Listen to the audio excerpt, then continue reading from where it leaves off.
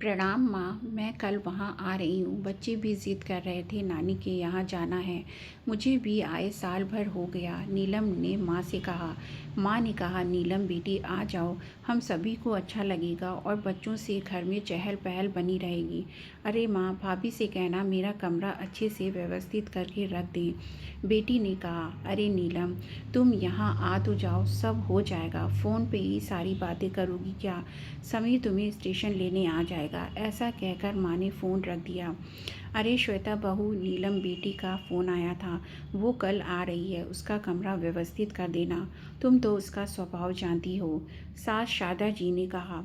श्वेता जानती थी ननद नीलम का मिजाज कुछ अलग ही है। उसे हर चीज़ समय पर और व्यवस्थित चाहिए रहती है। किसी चीज़ की कमी उसे पसंद नहीं। मायके में भी मेहमानों सा व्यवहार रहता है।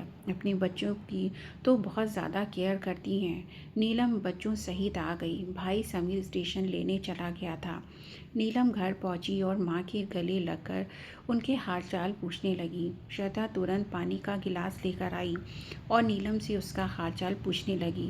तभी श्वेता की बेटी खुशी बुआ के पास आकर बैठ गई और पूछा, बुआ मेरे लिए क्या लेकर आई हो? नीलम ने अपनी सूटकेस खोली और एक सुंदर सा ड्रेस खुशी के हाथों में दिया। खुशी ड्रेस पाकर बहुत खुश हो गई। बच्चे आपस में खेलते हुए मस्ती करने लगे। तभी नीलम ने कहा, श्वेता भाभी, हमारा कमरा व्यवस्थित है ना?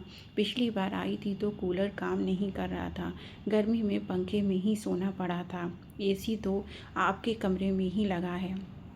श्वेता ने हंसते हुए कहा, नीलम दीदी, इस बार आप हमारे कमरे में सो जाना। हम लोग दूसरे कमरे में सो जाएंगे। आपको कोई परेशानी ना होगी।